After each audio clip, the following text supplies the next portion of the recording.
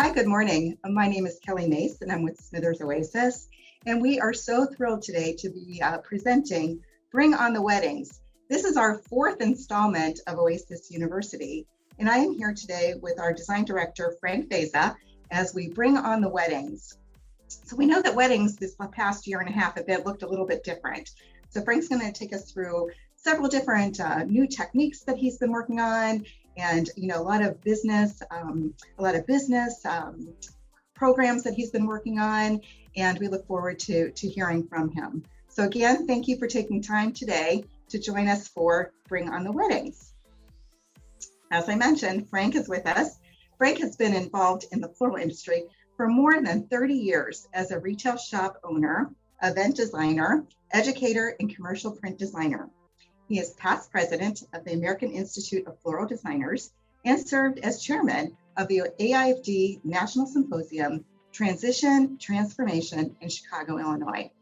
In addition to his specialty floral event company, Frank works with us as a design director for the Smithers OASIS company. And he also teaches floral design at the Ohio State University in Wooster, Ohio. His work has been featured in many industry publications and commercial ads. And Frank has traveled extensively presenting design programs, hands-on workshops, nationally and internationally on a wide variety of floral subjects. And in his spare time, he is a certified American Orchid Society judge. So we're going to go ahead and get started. We've got a couple little housekeeping rules before we get started. Again, please feel free to ask questions in the Q&A section. We will go ahead and we'll address those questions at the end of the presentation. This presentation will be taped and it will be posted on the OASIS University website. Just go to oasisfloralproducts.com for this. And all of the university courses are listed under OASIS University on the left-hand side. We'll take a little short test at the end of that. You can do that, on our website. And it's a very short 10 question quiz. And go ahead and we will send you a certificate of completion that you can go ahead and frame and add to your collection. So I'm going to go ahead and turn it on over to Frank, and he's going to get started and talk to us about bringing on the weddings. All righty, Frank. Okay, thank you, Kelly. It's really great to be here with you and with everybody. I want to thank the Smithers OASIS team to set this up. It's really great that we're able to get together and talk about weddings, which is one of the things that most of us deal with in a lot of different capacities, especially as time has passed over the years. Weddings have become front and center of our business, and because of social media and the buzz, people really are into weddings, wedding details, and all that sort of thing that we deal with on a day-to-day basis. Some of us in a really big capacity, some of us in a very small capacity, some in the middle, and some are just getting started. So, wherever you are on the spectrum, welcome. And hopefully I will be able to give you a few tips that maybe you'll be able to use or incorporate into what you do, that you can make your own, and maybe some of the things you're doing already, or you have other ideas. But these are things that have been successful for me, or things that I think are really, for me, on the forefront. We're going to talk about design a little bit, but we're also going to talk about mechanics. We're going to talk about things as they fall for weddings and that sort of thing. But the main topics today are going to be strategies, they're going to be techniques, and design ideas. So the first of all, as far as Smithers OASIS is concerned, I've been in the industry a long time, as many of you probably have been as well. And Smithers has been involved in my wedding work right from the beginning. And most of the weddings today in some capacity have Smithers products, in them, whether they're foam or their mechanic structure, bind wire, all sorts of things. And every wedding is a unique combination of those things. And so, I think it's really great that, we can discuss that. So first, let's talk a little bit about marketing. I mean, we're only going to be able to cover some of the things as far as marketing and design and that sort of thing. I mean, if we wanted to make this a Smithers OASIS graduate course, we could do that. It would take us a long time for weddings to deal with all the subjects, but let's just talk about a few things. And so the first thing that I want to mention is marketing to a captive audience. And this is sort of the hidden way of marketing, things that we do that we aren't actually physically marketing, but we're intentionally marketing to a captive audience. And what I mean by that is to the bridesmaids. Okay, the bridesmaids, they're a captive audience. They're generally of an age where they're probably engaged, they may be dating somebody, they may be married, but they are a very good potential audience for potential future wedding work, because they are you have them there. They see what you're doing. And so it's really important that you identify yourself in using things like wedding labels and that sort of thing that will market to those bridesmaids when they look at the material. And they say, this is awesome, this is really great, and they know who made it, and they know the logistics, and they could even pull off that little label that would label the bridal work, and put it aside for when they're going to get married. The next thing would be the wedding guests, the buzz. I mean, you want people talking about you, right, for what you've done with the wedding. You want it to be a good thing. You want them saying good things about you. You love having them talk about you. And so the buzz is going to be, hey, who did these flowers? These are just gorgeous. I love the colors. I love what they did. I love their ideas. And who did this? So that's another hidden marketing audience that you can tap.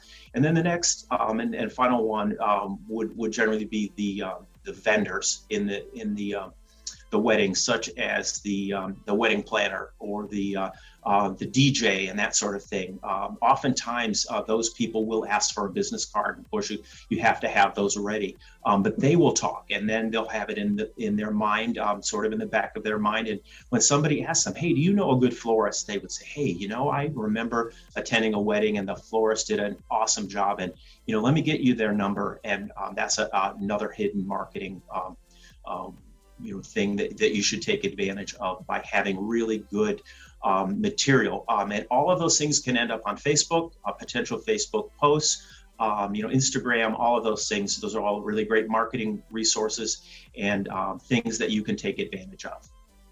So let's move on a little bit to when the wedding is booked. There are a lot of different things that you can do. Booking the wedding, one of them would be like a bridal fair and that sort of thing. The problem with that sort of booking people through that, that's a great way to bring in new people. However, you have to prove yourself with somebody that has done, that is looking at you to potentially do their wedding flowers. And so if you are able to have a referral, like what we just talked about, those people you have already proven, you already have, you're up a notch in what you can do. And so it's much easier. So when you book the wedding already, you sit down with the client, and the first thing they do, all of us know, is they give us their Pinterest boards that they want to show you of their wedding ideas. And some of us, we discuss this amongst ourselves that another Pinterest group of things that we have to look at. And you really need to welcome those Pinterest ideas, because not only can you utilize them to your advantage, you need to tell the client in a way, a really positive way, that you're going to use those as a springboard, that you have some other ideas and things that you really would like to bring into the whole mix. So welcome those Pinterest ideas and look for common characteristics. That's what I do. I get those pages and this is what you're really looking for. But hey, I notice you've got all of this. You have this eucalyptus, or all of these pictures have peonies or something usually in common that you can pull from. Not that you have to duplicate those designs exactly, but what is the common denominator? And I think that's really important. You can also identify potential pitfalls with the looks and budgets by at Pinterest pages. If somebody comes to you and they show you this grandiose wedding setting, that's great. I would love to do that. I would love to do that for you. But what is the? Do you understand what the budget will be for something like that, or what we are going to have to do in order to pull that off? And so that can really give you a good conversation piece. That gives you a good possibility to discuss unrealistic goals with a positive tone. How many of us have been you go to the store, you go somewhere, and no, we don't have that. No, I can't do that for you. No, it's too late. I just can't do that now. We hate to hear that. And the same with our wedding clients. You need to be very positive and say, well, you know, that look is awesome. I love that. You know, these are the challenges that we're going to have with that, but these are maybe some ideas that we can do that will potentially give us the same look, but do it in a realistic way depending on the situation. So, and suggest and add your creativity and ideas. I mean, every one of us is the same, and that's what makes it really fun. If we were buying widgets or shovels, you know, we look at the price, we go and we buy that, and you're done. But that's not what we are. We all do different things. We offer different creativity, different ideas, and I mean, that's what's so cool. And unless you convey that to your client, they just aren't going to know. And so you need to tell them what those are. So not any old flower will do. Let's visit the flower area. And I think that, you know, first help the client choose a few flower types if they don't already know them. Then ask for permission to add the rest. Try to keep it less complicated. And most of you would know what I'm talking about, that if you have the client choosing every flower type, every color, everything that hopefully will be available to us at the same time, it becomes really difficult and more arduous trying to get those things. You know, sometimes everything comes together, the clouds part and everything is perfect, but it often doesn't happen that way. So if the client chooses a few flower types, then you can ask to fill in the rest. You know, ideally, you may really be able to ask for permission to really choose the flower types, and then choose a few, talk to your client and say, hey, look at this. And you can go to, you can Google different things and show them, hey, this is what this looks like. They have an idea of what things are. So they have a confidence in what you're going to choose.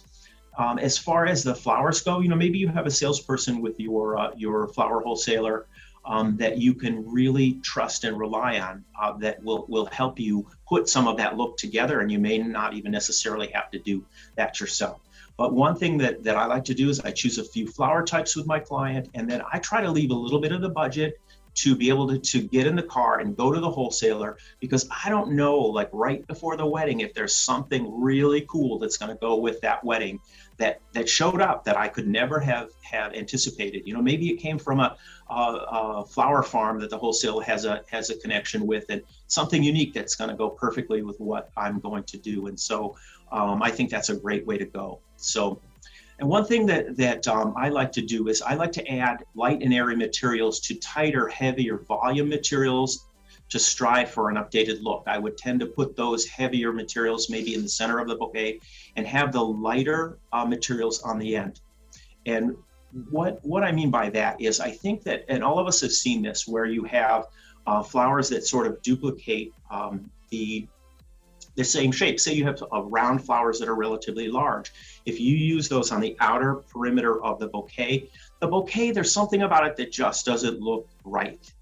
It's always good to maybe try to taper things out a little bit and use those bigger things in the center of the bouquet. It just looks right to your eyes. It sings and it looks better. And, you know, granted, there are exceptions to all of these things. You know, maybe you have some big, larger size Glorioso lilies that may be on the periphery that may have more volume, you know, things like that you can assess when you're designing, but that seems to really work well. Adding things with textures give a lot of visual interest, and that's really important. But keep in mind, the number one thing that your client, that the people looking at the bouquet and us as the designers look at first is the design element of color. That's the number one thing. Not that it's necessarily the most important, although it's right up there. But when you're buying flowers, when you're deciding on what to choose, think about the form of the flowers. Do you want to have all of the flower forms round and very tight sort of balls, or do you want to vary that form? Visually, it's more interesting. As far as the size of the flowers, I think that's one thing that can really elevate your design work as far as bouquets and, you know, whatever you're doing for a wedding. Have some flowers that are larger, have some flowers that are smaller. If you have the size the same, it's just not quite as visually interesting. And so see if you can switch that up a little bit. The condition of the flowers, it's really important. All of you know, I'm sure, that we have to get things in the right condition, and that's what separates us from somebody who doesn't have the experience that just tries to put wedding flowers together. We know that we have to get peonies open and they need to be in this form when we're using them. And so if I'm going to have this show up in my shop or in my workspace a day before the wedding and it's relatively closed, it's not doing me any good. The same with roses. We want them in their peak prime condition where they're relatively open. You know, garden roses have to be open. And we achieve this relatively easily because we are able to gauge it. And when things open up, if I get my garden roses in on Monday, they start opening maybe on Tuesday or Wednesday, I'm going to put them back in the cooler and let them sit until I'm ready to work on the wedding work. And so that's really important. And things about cut flowers, you can take advantage of things, trial and error that you do that works really well for your cut flowers. Or you can get ideas from other people. How do you do this? And then incorporate it into what you do. And an example of that would be putting a chenille stem in a ranunculus, a hollow stem. You push the chenille stem into the ranunculus and it goes into the floral foam much easier. But one thing that I discovered, sometimes I still have trouble with this. So what I may do is, because this is a chenille stem, I'm able to take a toothpick and push it into the stem, because the chenille stem, the fluffy part of the chenille stem really collapses, and so it will fit a toothpick, and this becomes very rigid and very easy to push in. So trial and error is a great thing. We all learn that way. So, you know, in the end, ask for permission to use your knowledge and experience in choosing flower types. That's really important. You know, can I use my knowledge to find something for you that will really work well? And if you you probably also want to say, what don't you want to see in this wedding? You know, we all hear carnations. I don't want carnations. And I don't agree with that at all. Carnations are a wonderful flower. They're beautiful colors. They last a long time. However, people have developed either a disdain or a love for carnations. And if they don't want it in the wedding, don't put it there, because you're opening yourself up for more flower or more issues. I'm going to take a quick drink of water here. So another point is, use expensive or unique flowers in the center of the design or in an area where it is seen, because it's costing you more money. And so put it in a place where they are going to see the value of that particular flower. And last but not least, be ready with substitutions. How many of us have picked up the phone on Monday of the wedding and the wholesaler will say, oh, you know, those shimmer roses didn't come in, but I've got, you know, what can we do? Can we make a substitute, or you know, I don't have the white hydrangea or whatever. Think of things that potentially that you could substitute, and let your client know that may be the case. So don't let time get away from you. So months before the wedding, there's a few things that you should do. And one mantra that I have that I really feel is important about time is, remember the important rule: time becomes more valuable closer to the wedding. And isn't that true? Because on Monday or Tuesday or Wednesday of the week, you know, you're having your lunch, you're checking your emails and that sort of thing.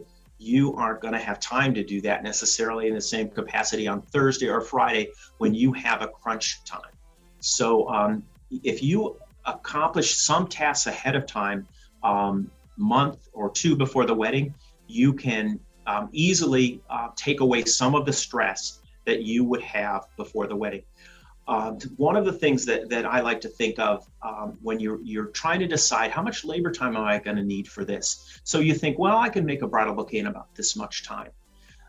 What you don't want to happen is, you don't want it to flip on your head and say, I have 1 hour and I have this to do and I've got to fit this in 1 hour.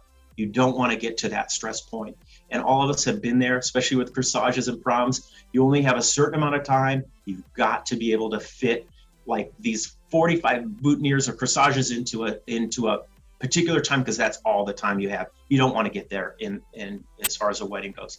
So what you can do months in advance, you can identify, gather, and procure hard good items needed to complete the event, like containers especially. You know, for me, I'm always trying to make sure I have enough containers, whether they're purchase or rental or that sort of thing. Do I have them? Do I need to order them? Are they going to be back ordered? Do I have the right ribbon? Do I have votives? All of those things are going to be needed for the wedding, and I can do that in advance.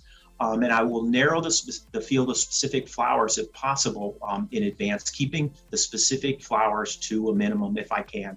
Granted, you're always going to have somebody that wants to pick out every single flower, and you're just going to have to go with it. So do you construct a prototype? I know that this, for all of you, is going to be, you're either going to be smiling right now, or you're going to be just, I have to do these prototypes, and particular stores and event companies have rules about prototypes. Personally, I am not a fan of prototypes. I think sometimes they take your thunder away. They do have positive and negative attributes. So if they're asking you to do a prototype of the centerpiece, I will do it only if requested. The pros of it, it solidifies the colors of the wedding. They know what they're getting, more or less. The flower types, they can look at them, they can touch them, feel them, see if it's the shape and that sort of thing. And it also solidifies the design style. It's a great conversation piece. But what you don't want it to turn into is like, well, let's make another one, and this one maybe we'll spread it out a little bit more. You don't want them using your prototype to choose their wedding flowers. The next thing would be the cons. It's expensive. I'm going to have to buy 7 or 8 bunches of flowers of a particular type to construct this. And unless I can divvy those out in my everyday work that day, it can become expensive. And it often happens off season. There may be no peonies available in February for my prototype. And so you have to be creative. You may or you may not want to do it. So additional things that about time, the tasks that are best accomplished a month before the wedding, take inventory again of some of the smaller things. Backtrack and think of the things that you need to definitely have on hand, like things like glue, OASIS floral adhesive, wire, wristlets, pins, flower food, finishing spray, corsage supplies, and boutonniere boxes, that sort of thing. Any potential things that you might need. Now is the best time to order anything that's in low supply, because wouldn't you know it, 2 days before the wedding, something runs out, they may not have it. And especially now with COVID, everything is really in a flux. And so it's important to really make sure that you have what you need. So one thing that you might think of is creating a box at this time to hold and transport the bouquets as well as the personal flowers. And I'm going to talk about that a little bit later. But also create personal labels to identify the boutonnieres and corsages. I think particularly, especially getting back to the marketing section of what I talked about, the people that are looking at these materials, these bouquets, are going to be doing it when you're not there. And that label on boutonnieres and corsages is the ticket to having people know who you are and what you can do. So here's an example. I mentioned labels. This is my label. As a matter of fact, it was a wedding I just did this past week. And this label is created on an Excel sheet. It was created, I'm not a wizard at that, and somebody helped me create this. And it's a form that I have. I'm able to pull it up, and right at the top of my form, it has a whole bunch of these little labels on it. It has a little area where I type in the name of the bride and groom. It could be their last name, or it could be their first name. And so what the labels say, other than the name and whatever it is I'm labeling, it's already there. So all I type in is Annie and Riley, and then on the actual labels I will type in what it is, like bridesmaid. So I type in Annie and Riley, and it moves down right on my labels. And so the label says flowers created especially for Annie and Riley's wedding. So, and I type bridesmaid, on there. Once Annie and Riley has put itself into each label, I go through my wedding checklist, and that will help me also make sure that I have the right material. I have my name, my flower shop name, whatever it is, your phone number, your email address, and that can be picked up by your client. I mean, this is great. I put it on bridesmaid bouquets, brides bouquets, corsages, boutonnieres, flower girl items, whatever it is, the toss bouquet, all of these get labels. So also one thing that you may think of 1 month before the wedding, talking still on the subject for just a minute more about time. Tasks best accomplished a month before the wedding as well would be to take an inventory and ready any props or larger mechanics. Those things that you have stored in your storage area, any stands, any wire pieces that you're gonna embellish, find those. Are they in good shape? Do they need a design master touch up?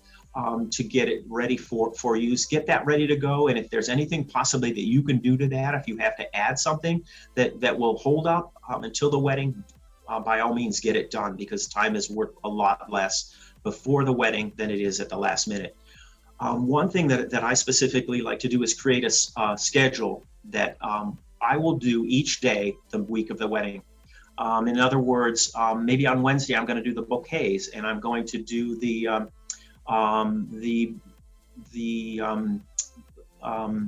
centerpieces on Thursday, and then the boutonnieres and corsages on Friday. You know, I put it into a time slot because it's much more predictable and manageable to know what you're doing when, rather than having things creep up at the last minute.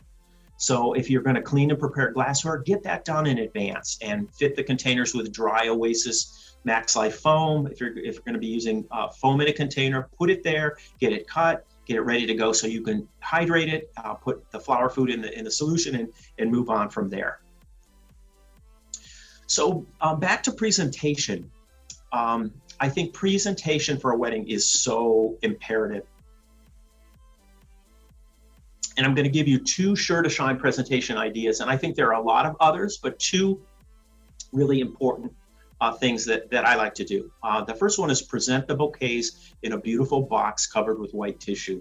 I think this is really important. Of course, you could do something else, but you know, making the presentation impeccable is really important, because this is the impression that the bride and people are going to see when you walk into that room where the bride is getting ready. You want the bride to be crying in a good way because she sees this beautiful presentation, rather than just bouquets delivered in a clear cylinder vase and it's set on the table. And so in order to do that, you know, I had been doing those. I had lost many a clear cylinder vase that way. They also break.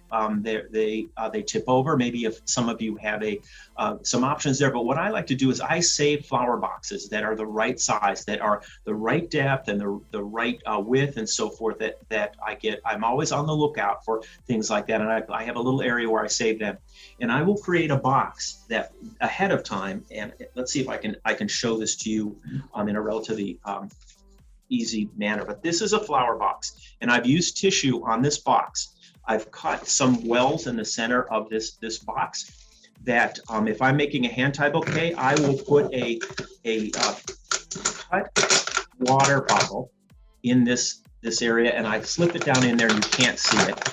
And then I put a little bit of water in there, and I will put the bouquet in there. But if I'm creating in a bouquet holder, which we're going to talk about in a few minutes, I don't need that. I don't need to worry about that. So I just have a reservoir there. I put the label on here, but I have this beautiful fluffy box that is presented to the bride, and it works out very well. And plus, it's very, very teeny cost, because most of these materials, the tissue is very inexpensive. It doesn't take much time to put it together. I put it on the box and I staple it with my stapler, and then I put the lid over the bottom, and it's very easy to construct. And the next is arrange the boutonnieres in a decorative box with a lid, whether it's going to the craft store and buying a beautiful printed box or using a rose box as well. Those labeled boutonnieres are all put together, and I tie the box with a corresponding ribbon, and I put corresponding labels. So this slide, you can't really see, this is from a recent wedding that I had. You can't really see the bouquets, the form of the bouquets too much, but I wanted to put this in this presentation because this wedding was outside. It was about 85 degrees. This wedding was in the sun. So these bouquets were in the full sun for a couple of hours. They went through the reception. And these are the bouquets after I harvested them from the reception, and I took them to the area where they were having the party the next morning, not the party, the breakfast the next morning at a hotel. And you could tell the luggage cart, it's about 1:30 in the morning at the Hilton with everybody having a festive time in the lobby and partying. So I carry these up to put in that room. So these bouquets are in bouquet holders, and I'm going to talk about that later a little bit more, but these are the freshest looking flowers because they have had a water source, but they look like they're faux hand tied. They look like they are actually hand tied. And so this is the condition of the flowers after the wedding. And when I'm doing a hand tie bouquet, oftentimes I will not see that freshness. So I wanted to include that picture in the box. sorry about the green or the blue carpeting underneath. It's just for effect.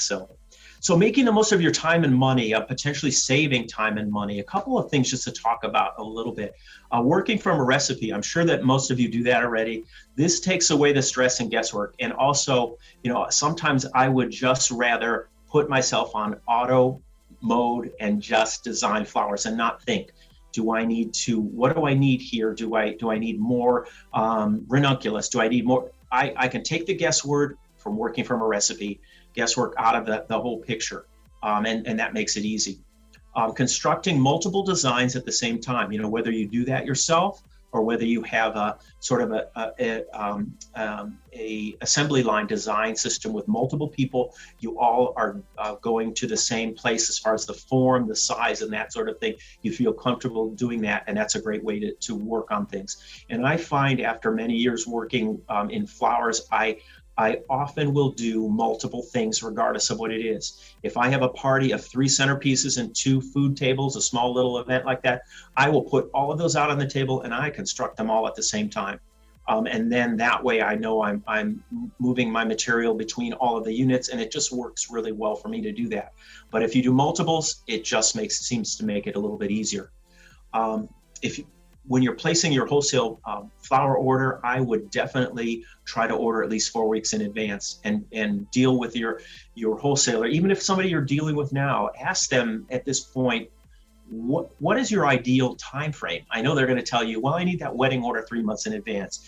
We can't do that, obviously, and our client is pushing us closer and closer to the wedding to give us counts. But you need at least 4 weeks in advance to make sure that you have the best shot at getting what you need. And you want to avoid having to locate last minute flowers and hard goods. How much time have you wasted on Wednesday or Thursday looking for something that you couldn't get? You want to avoid that. And again, stick to that design schedule that you worked out that limits those last minute design marathons. There's nothing worse. And all of you probably, again, have a smile on your face. There's nothing worse than making prom corsages or wedding work at 1:30 in the morning because you don't have the time to finish. You've got to do that. You work much slower. You're just not at your A game. And so by sticking to that schedule, you can do much better.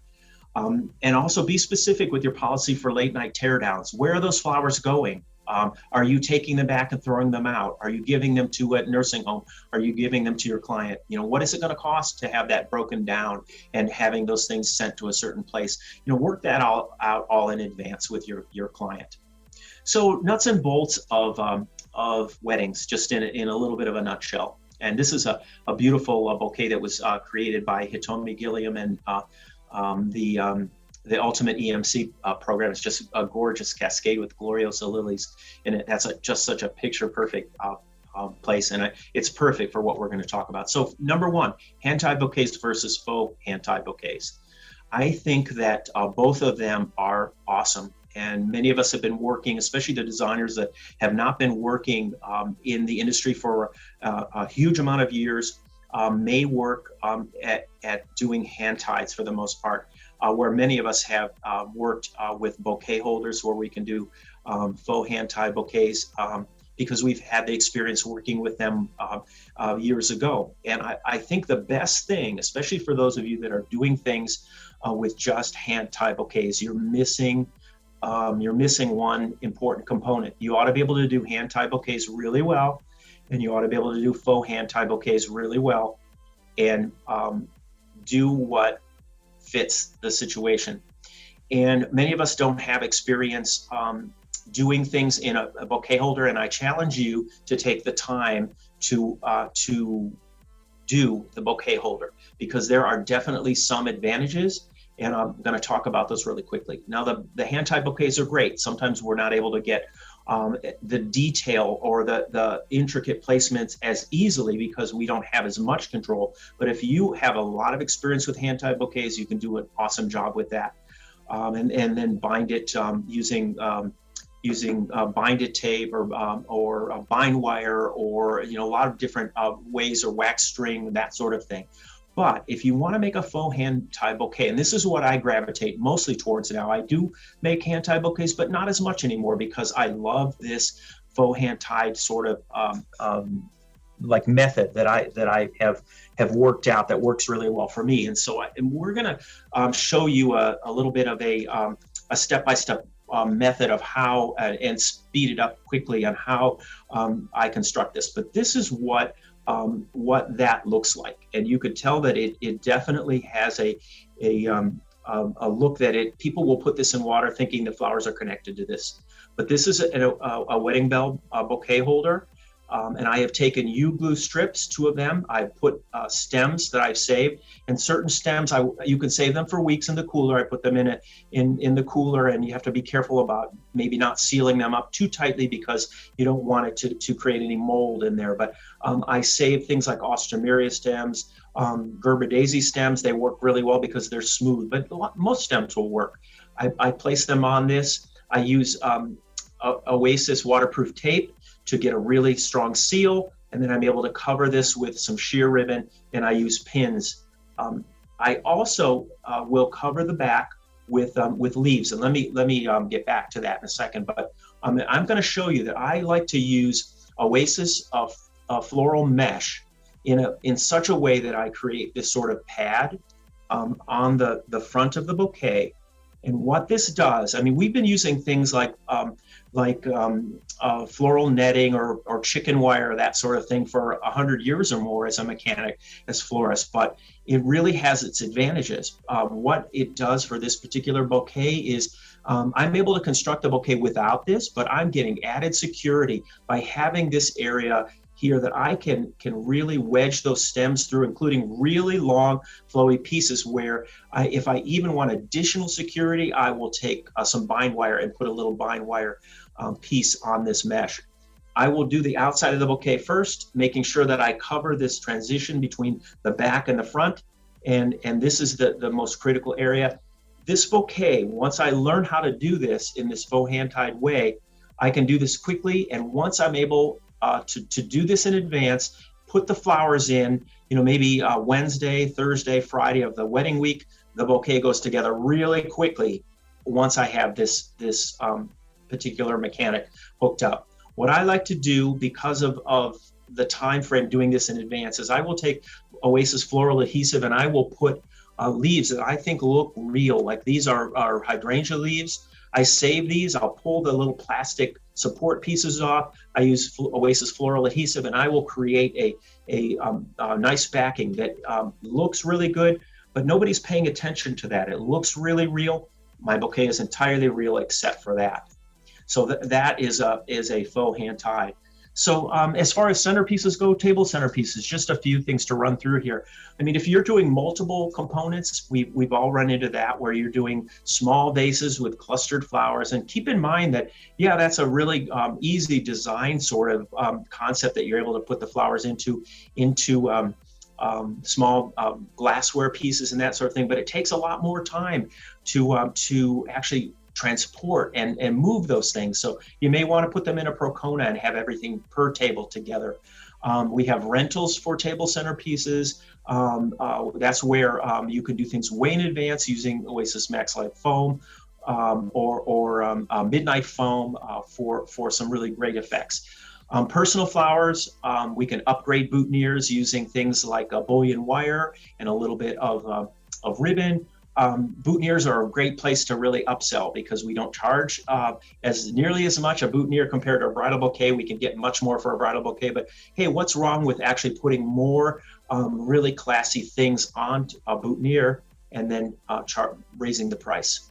And then ceremony decor. I mean, it's really great to have a really good idea of what you have in your storage area. Do you have some things like lamp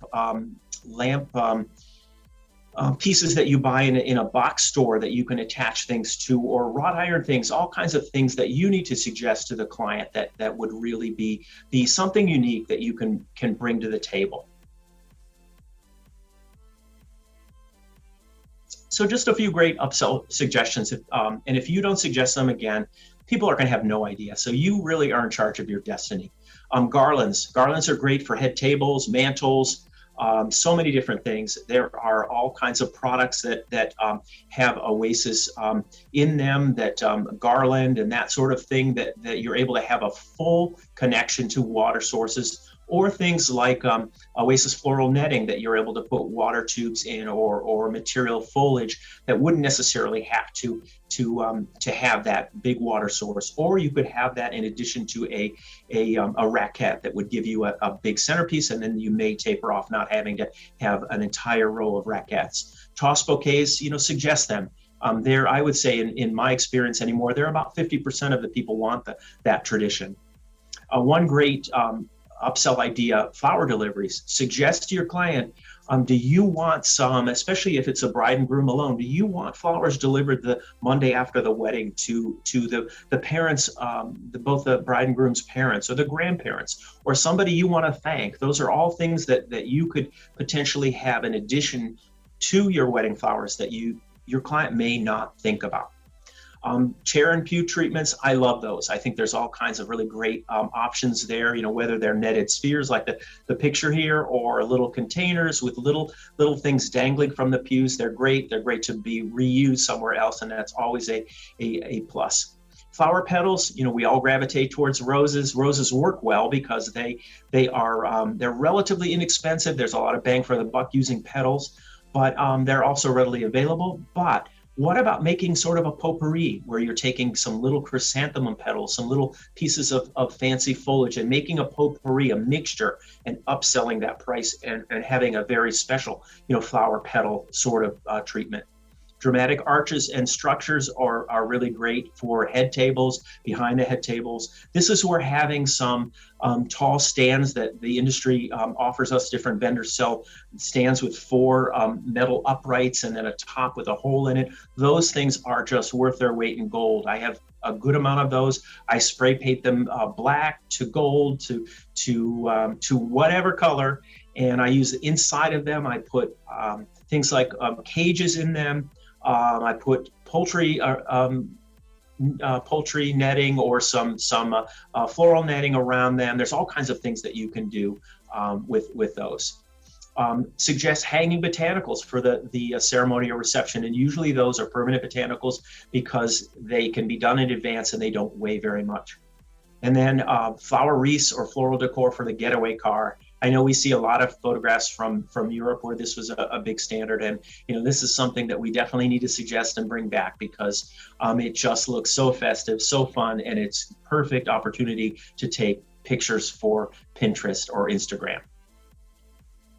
Okay, so a few creative mechanics that I like to use, and I thought we would present here and just talk about a little bit. The first one would be using glue to adhere dry OASIS floral foam Max Life to disposable Lomi designer dishes. If I can do that, especially if I have rental containers, I will use a Lomi dish. And of course, you have to work that in with your pricing. You put the Lomi dish into the container, you find the proper size. It doesn't hold as much water as you would have, say, for an arrangement that you would send to somebody's home, but it holds enough. And that way you can drop that Lomi dish into the rental container and pull it out so you can give the flowers to the clients and take your rental containers back. I like to get the containers back as soon as possible, because we always have a saying in my group of designers or people that work with me: the longer you wait, the containers kind of sprout legs and they walk away, right? It's always the case. So if you can get your containers back quickly, do that. But I take a glue pan. I will take dry foam. I dip the OASIS into the glue. I scrape off the additional glue and I put it on the Lomi dish. If that Lomi dish is being seen, if it's on the top of one of those stands, you can take Design Master paint and spray the inside of the Lomi dish, and it creates a beautiful shiny finish on the outside that will not scrape off, because the paint is on the inside, and I will glue right over that paint. It works very well. If you're doing something that you're wanting to span long distances with foliage and flowers, I use the pan glue in the same way, and I will take a board, maybe a 1x3 pine board that I would buy at a box home improvement store, and I will cut the foam in half long ways, and I will dry it, or I will glue it dry to the board. I will spray the corners or the edges of the board, because that just stands out like a sore thumb if it's light wood. And then I will take this long, could be 8 feet, could be 4-foot sections. I may be wanting to edge a stage, and I don't need a full-fledged raquette or something. If I want to put some big clusters of flowers, I put a raquette and then put these around with foliage. And then I will hydrate an 8-foot section by having a trash container filled with water, and I carefully micromanage it so I'm not pushing it in. I let it hydrate itself and work itself down into the container, and then I turn it around and do the same thing. I also create garlands using some OASIS floral netting around PVC pipes. And I think this works really well for me for whatever I'm doing, because a PVC pipe, depending on the size that you want to use, whether it's something that is this diameter or something smaller, you can put something inside of that PVC pipe. Not only does it give you an opportunity to suspend things from a chain or put a piece of conduit or something rigid in between that pipe and hanging it. If I did that just with the OASIS floral netting, it would bow and it wouldn't give me the look that I'm trying to do. If I'm going to have a drapey bow, I'm going to make that with my foliage. But that gives you an option because you can use that as a mechanic.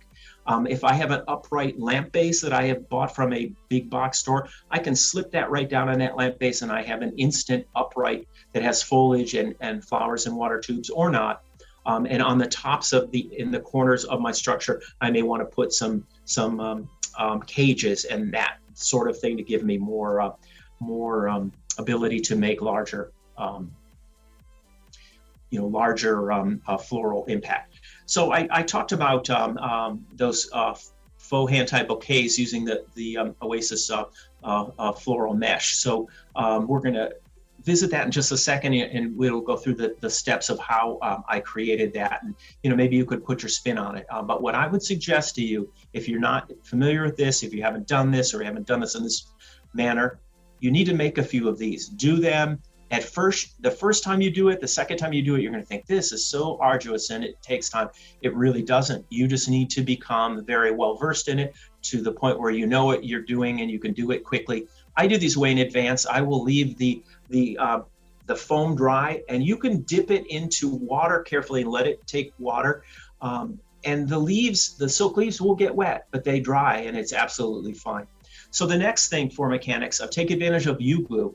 I believe this is Loanne Burke's torso here with her hands, and I think she has a YouTube video that you can find that Smithers produced that she shows you how to take a thick piece of OASIS flat wire and taper it and cut an area, putting a U-glue piece on the back, putting a rose, wiring it and taping a rose, but putting it on the front of the piece of flat wire so you can't see it. You can even cover the front side with a little bit of sheer ribbon, and then you tape the base and you treat it. It looks absolutely like a regular boutonniere, but the advantage is you can use that U-glue to stick it to somebody's lapel. And that's, if you haven't done that, it doesn't harm clothing at all. It's a great little tip. So the last thing is to create designs that don't rely on a visible container. I mean, there are great things that Smithers OASIS has, like OASIS brick trays. I love brick trays. They come in 3 sizes. They're black. You can utilize those to create designs that the arrangement flows over that. And you can do whatever you want as far as pieces of OASIS on that brick tray. Spray bars are another way to go. Those are pre-made for you, or raquettes, but either way, you're covering it over. Okay, so here's a couple of how-tos of things we've talked about. The first one is this versatile OASIS florist netting structure that I talked about. So what you need for that is you need this OASIS floral netting, comes in a roll. And then Design Master paint. I like to use basil green or moss green. Those are great natural greens. I am spraying the PVC pipe because it's really this garish white. I mean, your eyes are going to see that white, and so you've got to really get rid of that. You've got to take the whiteness away from that surface. So you're going to use the basil or the moss green to do that.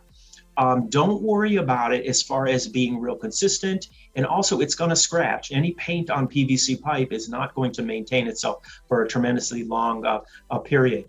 So spray it. I have zip ties. You can use rustic wire. I have a drill, and I also have some wire cutters.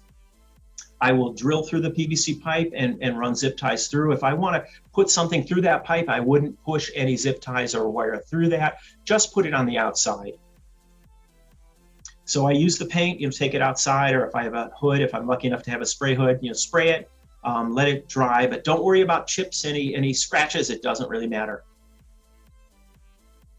I cut my OASIS floral netting to the size that I need, sort of scrunch it up. I put some zip ties or some sort of rustic wire around it, or florist wire, and I've scrunched it up a little bit to give myself some nooks and crannies to push things into. Okay, and this is put down over a lamp base that I bought at a big box store.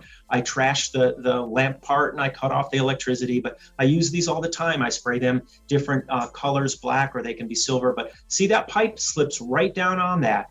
And then I'm able to push those salal leaves and the springer eye right up into the floral netting and so forth, and put cages at the top. Or I can do a garland, and this is an example of a smaller PVC pipe where I've made this really, really long, like 24-foot garland using some PVC pipe, the OASIS floral netting, and transported it, and it worked out perfectly because it didn't go all over the place when you're trying to set it in place. The next one, the long extension using OASIS Floral Max Life. This is something I already showed you, the wood.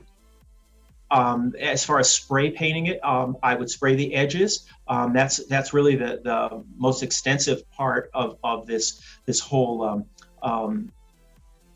project. So spray the edges. I've used the same moss green and the OASIS that I have cut in half. I have my knife. I have a larger knife, possibly a serrated knife or a foam knife. I've sprayed the edges. I use the pan glue, and I glue half bricks that I've cut in half onto this structure, and I'm going to soak it then in my my tub, and then I'm going to be able to add my greens and whatever I want to do. So that pretty much is it for these little mechanics tips I wanted to show you, but let's go through the faux hand tie. We have a little really quick little video here to show you how quickly, it doesn't go together that quickly because it's speeded up, but things that, the steps that you can go through to create this faux hand tie in a wedding bell holder. So off to the right of this slide, you see I have 4 bridesmaid preparations there, and I have a bride. I use a large wedding bell and then the largest wedding bell for the bride. I could fit a huge amount of stems in that size to the left of the screen, and even more on the right. So, okay, let's get started.